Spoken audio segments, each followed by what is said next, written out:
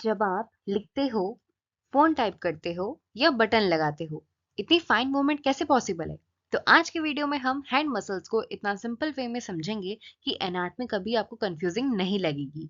तो एंड तक देखिएगा जरूर, क्योंकि लास्ट में एक एग्जाम फ्रेंडली मेमोरी ट्रिक दूंगी जो आपको इजीली रिमेम्बर रह जाएगी।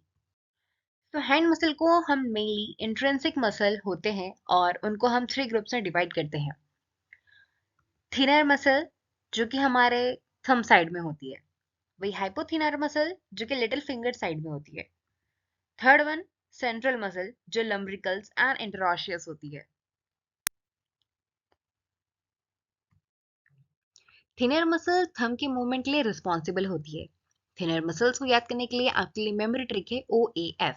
अब इसमें मसल कौन कौन सी है? तो फर्स्ट है अपोनेंट पॉलिसिस, सेकंड है अबडक्टर पॉलिसिस ब्रेविस, थर्ड है फ्लेक्सर पॉलिसिस ब्रेविस।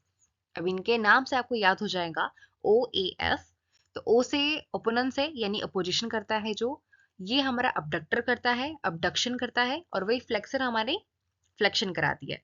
अब इस डायग्राम से आप समझ सकते हो कि जो हमारी पहली है अपोनेंट्स, ये यहाँ पर होती है एकदम कॉर्नर। ये सब तीनों मसल कहाँ है? थंब साइड में। ये थंब की मूवमेंट कराती है। अब इन तीनों मसल को आप लाइन वाइज याद करो, OAF। ठीक है, तो थंब की पावर कौन है? थिनार मसल। हाइपोथिनर मसल की अगर हम बात करते हैं, तो इसमें जो होती है मेमोरी ट्रिक है आपकी OAF, जो हमारी थी पहले वाली, प्लस P आ जाएगी इसके अंदर। ठीक है, तो ये हाइपोथिनर मसल हमारे लिटिल फिंगर के मूवमेंट कराती है। तो पहली आती है इसके अंदर हमारी opponens digiti minimi, abductor digiti minimi, flexor digiti minimi, and fourth one is palmaris Brevis.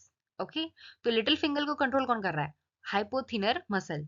अब इस डायग्राम में समझोगे आप, अपोनस डिजिटी मिनी कहाँ है? ये रही, जो ये आपके लिटिल फिंगर के पास में है। ठीक है, ये लिटिल फिंगर है आपकी, तो यहाँ पर है ये मसल।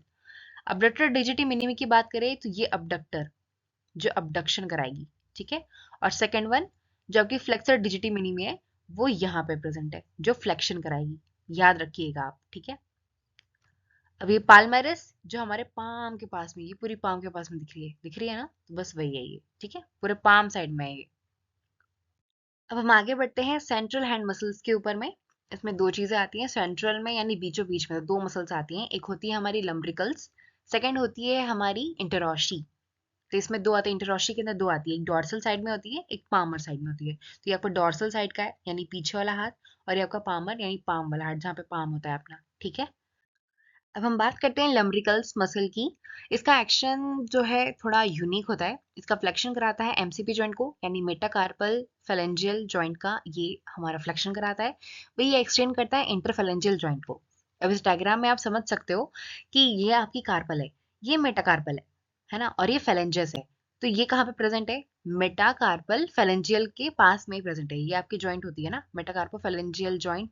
तो यहाँ पे आपका इसका ही ये फ्लेक्शन कराता है। ठीक है, फ्लेक्शन याद रखना, फ्लेक्शन करता है ये कौन करता है? लम्ब्रिकल्स कराते हैं। एक्सटेंड कराता है इंटरफेलेंजियल जॉइंट को, जो इंटरफेलेंजियल जॉइंट्स है उसमें ये एक्सटेंशन कराता है, एक्सटेंशन भी यही कराता है। ठीक है, अब हम बात करते हैं दूसरे इंटरॉशियस मसल की। ये फिंगर्स के बीच में मसल होती है। इसमें दो पार्ट्स होते हैं, एक होती है डॉर्सल, एक होती है पामर। एक डॉर्सल साइड में प्रेजेंट होगी और एक पामर साइड में। इसको ट्रिक, इसके एक्शन की अगर हम बात करते हैं तो इसका ट्रिक ये है कि आपको DAB के नाम से याद रख सकते हो और इसको PAD के नाम से। अब कैसे? तो देखो, ये डॉर्सल, AB यानी अबडक्शन, हाथों को दूर लेके जाना। वही दूसरा है PAD यानी पामर अडक्शन।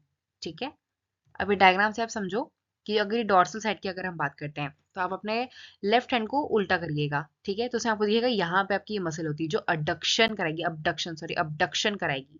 भाई अगर हम पाम साइड की बात करें, तो वो यहाँ प्रेजेंट होती है, सिंगल सिंगल प्रेजेंट होगी ये। तो इसके अंदर ये अडक्शन कराएगी। ठीक है, तो इसमें मिडिल फिंगर का आप रेफरेंस ले सकते हो। तो मिडिल फिंगर का आप रेफरेंस लेना, और यहाँ पे देखो ये एरो किस तरह दिख रहा है कि हाथ आप फैला रहे हो। ठीक है, वही दूसरे साइड की हम बात करें तो इसमें आता है PAD यानी एडक्शन होना। तो ये इसका एक्शन है, मिडिल फिंगर का आप रेफरेंस लेना, तो आपको थोड़ा जल्दी याद हो जाएगा ये चीज।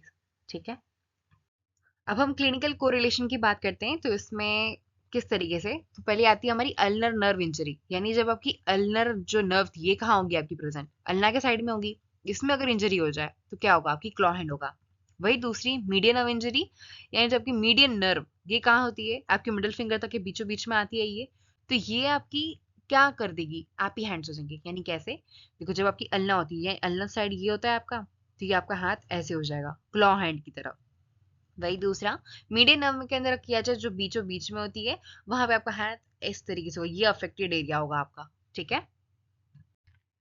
इसलिए बोलते हैं कि हैंड मसल्स फिजियोथेरेपी और न्यूरोलॉजी दोनों में इंपॉर्टेंट होती है। अब हम क्विक रिवीजन कर लेते हैं, फास्ट रिवाइज करेंगे हर चीज को। तो पहला आता है हमारा thinner muscle, hypothenar muscle, lumbrical, इंटरॉशिया। अब ये कहाँ कहाँ होती है, थिनर कहाँ होती है, हमारे थंब के साइड। हाइपोथिनर कहाँ होती है, लिटिल फिंगर के साइड में। लम्ब्रिकल्स क्या करती है, फ्लेक्स करती है एमसीपी को, एक्सटेंड करती है आईपी को। इंटरॉशिया में क्या थी, दो थी, एक डीएबी एक पीएडी, हाँ या ना, तो ये चीजें वो होगी, ठीक है।